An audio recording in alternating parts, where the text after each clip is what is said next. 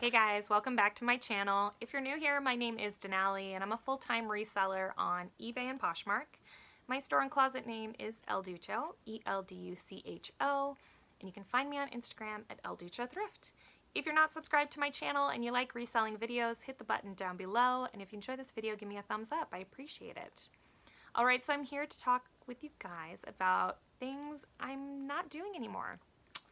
I'm not doing them. Not anymore. Okay, sometimes I'm still doing it, okay? But for the most part, I'm not doing these things. You want to know what they are? All right, I'll tell you. Okay, so the first thing I'm not doing anymore is I'm not shopping at regular thrift stores. Tier. Well, you might be thinking to yourself, Denali, you never shop at regular thrift stores. Well, that's true. However, prior to fall of 2018, I was shopping at regular thrift stores, pretty religiously actually. I was going to basically any sale day that I could find and paying $1 or half off or whatever the case might be. It was never $1. I think it's like almost $2. But anyways, so I was shopping at regular thrift stores all the time. But last fall, I decided to myself, I don't want to do it anymore. I only want to shop at the bins. And let's see how this works out. Well, it's worked out great. I have only had an increase in my sales, so that's great. And the reason that I stopped doing it is because I was just getting too emotionally salty about receiving low offers. I was buying something from the regular thrift store for, I don't know, say anywhere from like $4 to $10. And then I get it home and I list it, and then I'm getting an offer for 60 to 70% off of my asking price on an item that, you know, I would think is not unreasonably priced, and I was just getting really salty about it. I didn't feel great. And so that's why the Goodwill outlet can be a great place to source, because you are only picking up items for, you know, 50 cents, 75, maybe $1 if it's a heavier item. And then getting that lowball offer doesn't sting as bad when it's time to sell the item. So I feel better. The buyer's still getting a good deal. That's not to say I'm giving out and accepting lowball offers all the time. However, I just feel better about letting stuff go and not feeling like I always need to be getting that high end of the comps, which, you know, I did maybe a year ago when I was reselling. So now, the exception to this rule, I will say, is that if I'm near a thrift store, just like proximity-wise, I'm gonna probably pop in there just out of curiosity. Odds are I'm probably not gonna walk out with anything or much of anything, because I'm so used to paying so little for my items that I would be hard-pressed to start paying up. So the next thing I'm not doing anymore is I'm not steaming. Yeah, I'm not doing it anymore. I have a really nice steamer, and I think it's linked below in the Amazon supplies I use because I still own it. But I'm not steaming items anymore and even displaying them on my mannequin. I do have like a little half dress form that I'll put stuff on, but not using a full-size mannequin anymore. But one of the reasons that I'm not steaming anymore is because since I'm shopping at the bins and I'm washing items that need to be washed, when they come out of the dryer, you know, they don't really have any wrinkles on them. I'm folding them up, or I'm hanging them up if they need to be hung up so that they don't wrinkle.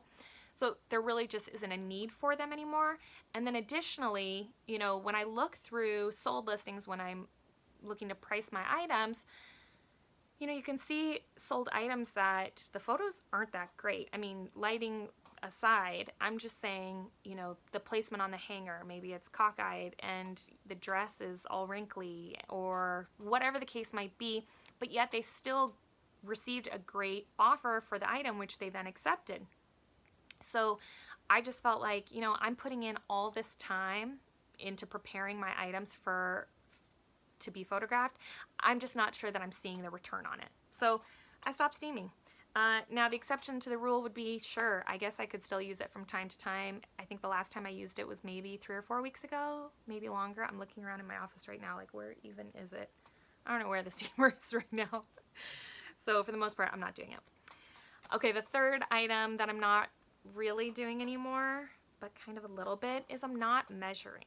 Now, I never thought I would be one of those people who said, I don't measure items, but I've considerably dropped the amount of items that I'm measuring from my inventory. I am still doing pants, that includes jeans, and I'm doing dresses, but I'm not doing tops, of any sort, jackets, anything like that. And it has cut down on the time it takes me to process my inventory. So for that reason, I'm extremely happy. Now you might think, well, are you getting an influx in returns? No. Are you getting an influx in questions about measurements? More than before, but even when I had measurements in my listings, people would ask for the measurements. So maybe like 1 or 2 extra people a month than I was getting prior, but not really. So by not including them, I've saved myself a ton of time when I'm going to put items away and when I'm preparing stuff for my virtual assistant. I love it. But I realize it's not for everyone, and I can understand if people are thinking to themselves, like, I can't imagine not measuring my items Denali. Okay, so another thing that I'm not doing anymore with my 4th item, I'm not doing retail arbitrage. So if you're asking yourself what is that, it's when you go source items from a store, like a department store or something like that, and you're going to resell them. Like they're technically new items. So for instance, a Nordstrom Rack or a TJ Maxx. Some really popular sales that they have that resellers will go to is TJ Maxx has their yellow tag sale, and then Nordstrom Rack has their clear the rack sale. Now, I was one of those people that was shopping at those before. However, I was never finding that my return on investment was where I wanted it to be. And the items that I was purchasing, they weren't moving as fast as I wanted them to be. Now, you could say, Denali, you were buying the wrong items or you were going to the wrong stores on the wrong days. That might be the case, but for me, I just feel like it's no longer worth my time. Again, if I was near a TJ Maxx or a Nordstrom Rack and I wanted to sit there and sift through the racks for a while, sure, that'd be my exception to the rule, but otherwise, I'm just not doing it. You know, there is a reason that items do end up at those stores. It's because it's not being purchased by customers. Now, it's possibly that they are customer returns that have come back through, or it's just a diamond in the rough that has slipped through the cracks somehow, but otherwise, it's just not items that are highly sought after. So for me, it's not worth my time. All right, another item that I'm not doing anymore, the 5th item, is I'm not doing cute packaging on packages or thank you notes. So I've waffled back and forth, and I've done thank you notes and I've not done thank you notes. I actually have thank you stuff right there. Do you see it? It never almost gets used. Those are like thank you stickers right there, which I will put sometimes on the front of a package, but I don't even do it all the time. Again, it's just like not the best use of my time. Now, a sticker's not that hard, okay? So that's why I have the stickers. But the cards and writing them out, for me, I was finding it wasn't the best use of my time. And as a shopper, when I have received nice packaging with a handwritten note, while it is a nice gesture, I don't keep the card. It doesn't sit on my windowsill. I don't show it off to other people. It immediately goes into my recycling. So it's just waste now for me. And then the packaging that it comes in, you know, if I can recycle it, I recycle it. Again, if it's garbage, it's now just going into the garbage. So I don't really see an added benefit in it. It's maybe like 1 second of pleasure when I'm like, oh, that's cute. But yeah, otherwise there's just not a huge, there's not a big return for me. What I see as a better option to offer customers is fast shipping. I would much rather ship items out same day or next day to somebody as opposed to giving them a thank you card for the item that they purchased and possibly taking longer. But I don't know, even if you do it the same day. And then, you know, in terms of like cute poly mailers and things like that, you know, if I can find them at an affordable price, if I find one that I like, that is affordable at my price point, then sure. I wouldn't pay up for a poly mailer bag with pineapples on it or palm trees or whatever the case might be if it didn't make sense and get me a good return on investment, which poly mailers don't get me a return on investment. So, and the last thing that I'm not really doing anymore is I'm trying to not overthink comps. When I'm looking up comps, I try and keep it pretty simple.